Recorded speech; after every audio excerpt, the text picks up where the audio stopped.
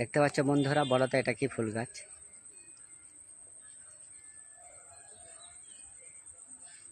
ভালো করে লক্ষ্য রাখো, কি ফুল গাছ বলবে? এই বনের মধ্যেই হয়ে আছে।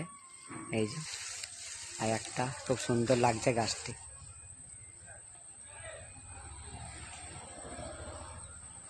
গাছটার নাম অনেকেই আমরা এখনো জানি না, যে এখনো ফুলতে হবে। গাছের তো নাম তো আছেই, फूल फूल ही होता है, नाम जरूर कुछ है इसका।